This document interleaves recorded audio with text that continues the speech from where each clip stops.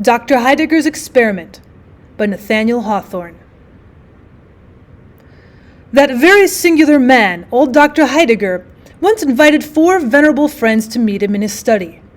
There were 3 white-bearded gentlemen, Mr. Medbourne, Colonel Killigrew, and Mr. Gascoigne, and a withered gentlewoman whose name was the widow Wycherley. They were all melancholy old creatures who had been unfortunate in life and whose greatest misfortune it was that they were not long ago in their graves. Mr. Medbourne, in the vigor of his age, had been a prosperous merchant, but he lost his all by a frantic speculation and was no better than a mendicant.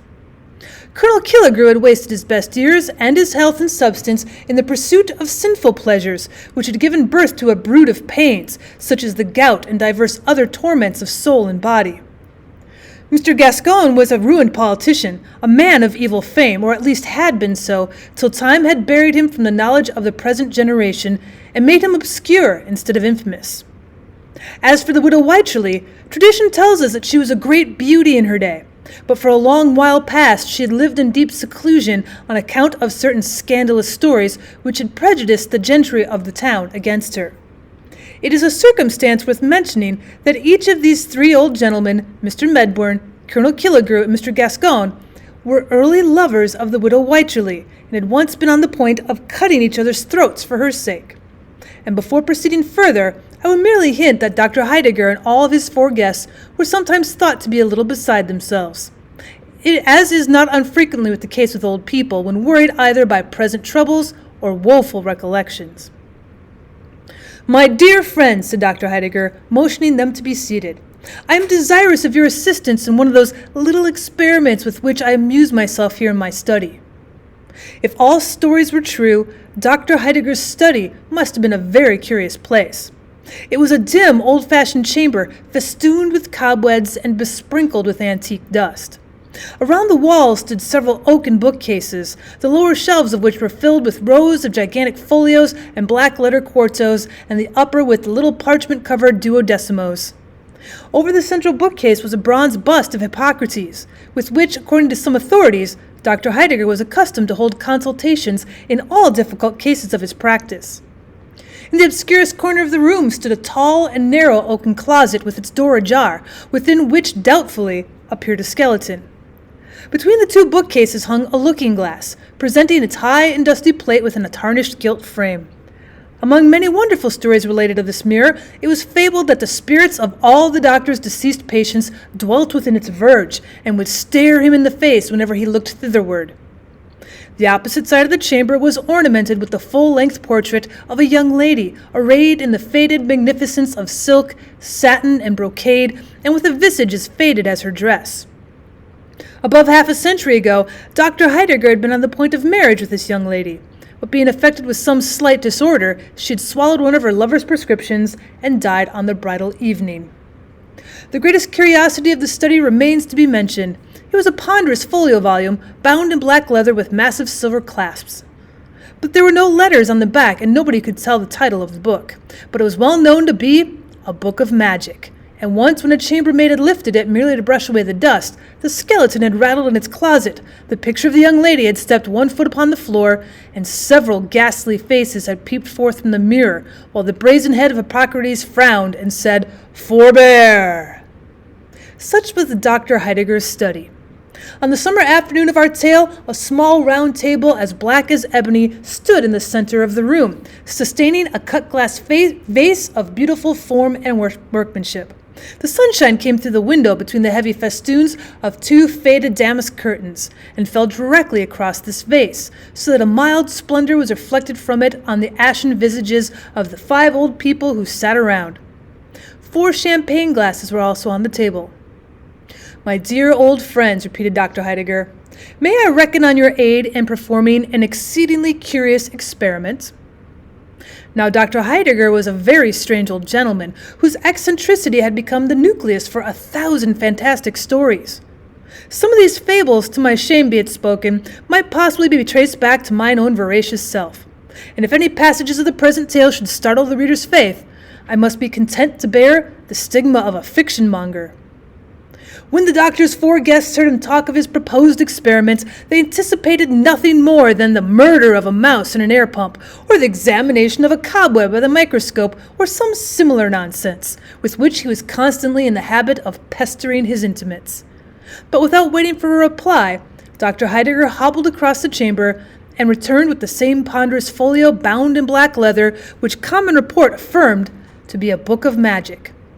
Undoing the silver clasps, he opened the volume and took from among its black-lettered pages a rose, or what was once a rose, though now the green leaves and crimson petals had assumed one brownish hue, and the ancient flower seemed ready to crumble to dust in the doctor's hands.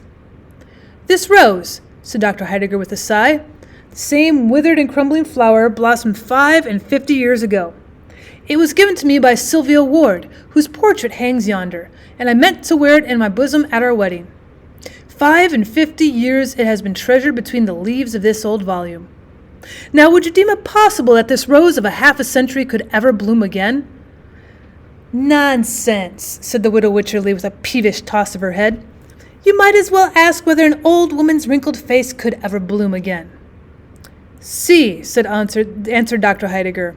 He uncovered the vase and threw the faded rose into the water which it contained. At first it lay lightly on the surface of the fluid, appearing to imbibe none of its moisture. Soon, however, a singular change began to be visible. The crushed and dried petals stirred and assumed a deepening tinge of crimson, as if the flower were reviving from a death-like slumber. The slender stalk and twigs of foliage became green, and there was the rose of half a century, looking as fresh as when Sylvia Ward had first given it to her lover. It was scarcely full-blown, for some of its delicate red leaves curled modestly around its moist bosom, within which 2 or 3 dewdrops were sparkling. "That is a very pretty deception," said the doctor's friends. Careless, however, they had witnessed greater miracles at the conjurer's show. "Pray, how was it effected?" "Did you ever hear of the Fountain of Youth?" asked Dr. Heidegger, "which Ponce de Leon, the Spanish adventurer, went in search of 2 or 3 centuries ago?" "But did Ponce de Leon ever find it?" said the widow Wycherley. "No," answered Dr. Heidegger, "for he never sought it in the right place. The famous Fountain of Youth, if I am rightly informed, is situated in the southern part of the Floridian Peninsula, not far from Lake Macaco. Its source is overshadowed by several magnolias, which, though numberless centuries old, have been kept as fresh as violets by the virtues of this wonderful water. An acquaintance of mine, knowing my curiosity in such matters, has sent me what you see in the vase." "Ha!" said Colonel Killigrew, who believed not a word of the doctor's story. "And what may be the effect of this fluid on the human frame?" "You shall judge for yourself, my dear Colonel," replied Dr. Heidegger, "and all of you, my respected friends, are welcome to so much of this admirable fluid as may restore you to the bloom of youth. For my own part, having had much trouble in growing old, I am in no hurry to grow young again. With your permission, therefore, I will merely watch the progress of the experiment." While he spoke, Dr. Heidegger had been filling the 4 champagne glasses with the water of the Fountain of Youth.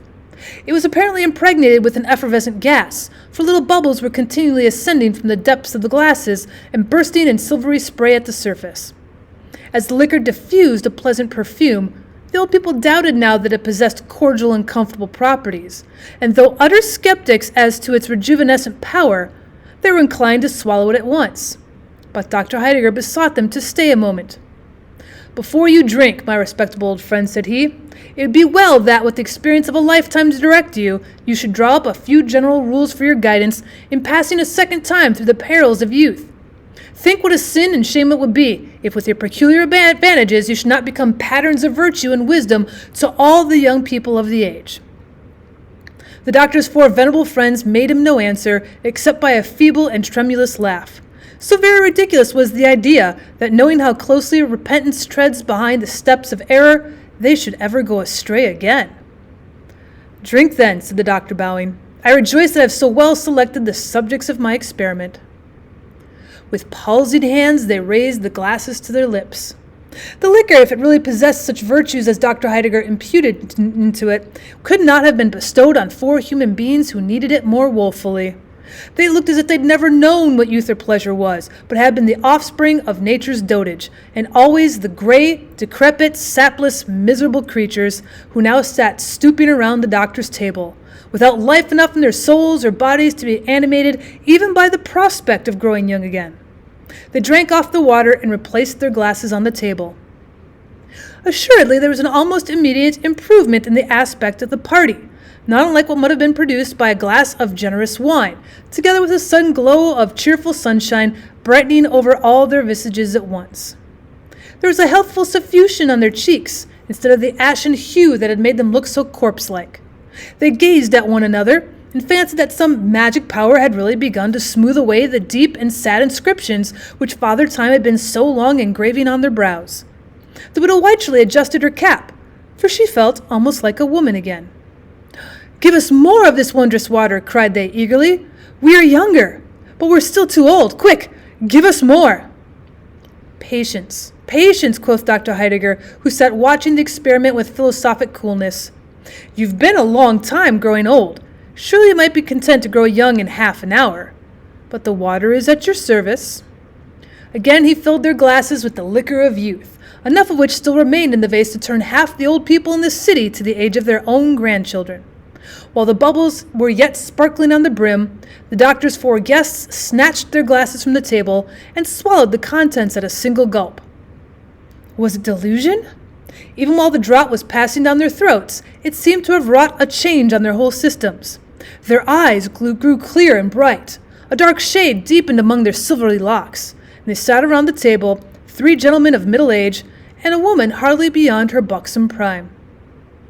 "My dear widow, you are charming," cried Colonel Killigrew, whose eyes had been fixed upon her face, while the shadows of age were flitting from it like a darkness from the crimson daybreak. The fair widow knew of old that Colonel Killigrew's compliments were not always measured by a sober truth, so she started up and ran to the mirror, still dreading that ugly visage of an old woman would meet her gaze.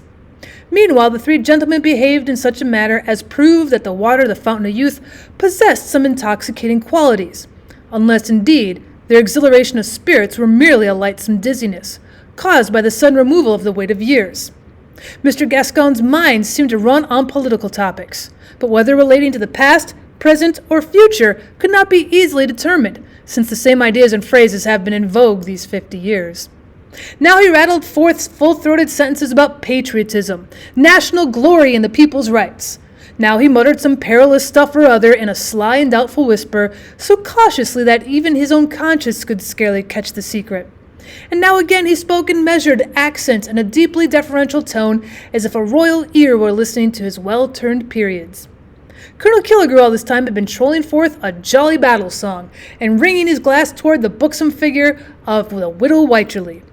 On the other side of the table, Mr. Medbourne was involved in a calculation of dollars and cents, with which was strangely intermingled with a project for supplying the East Indies with ice by harnessing a team of whales to the polar icebergs.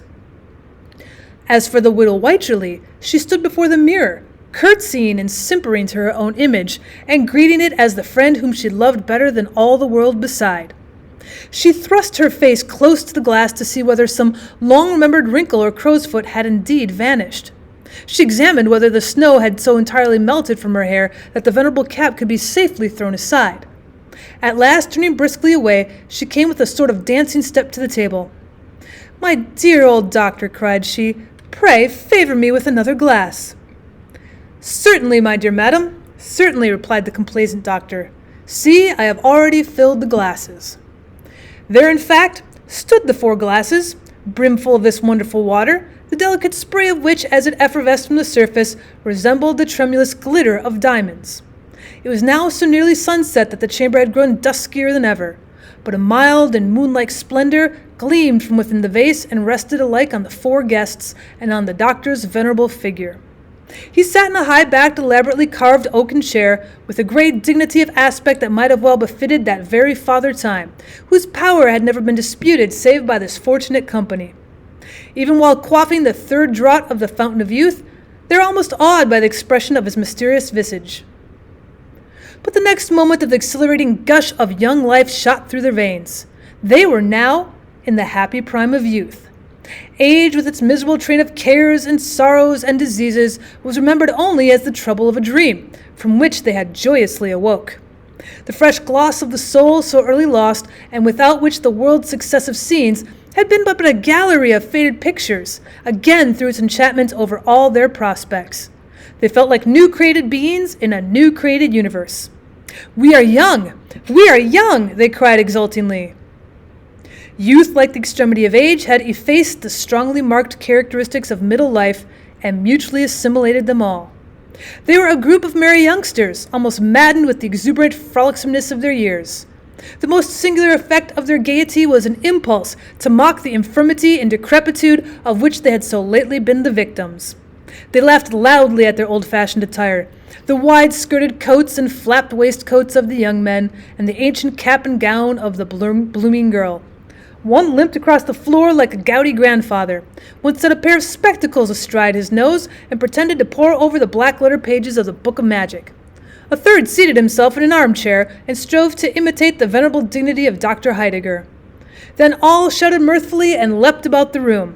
The widow Wycherley, if so fresh a damsel could be called a widow, tripped up to the doctor's chair with a mischievous merriment in her rosy face.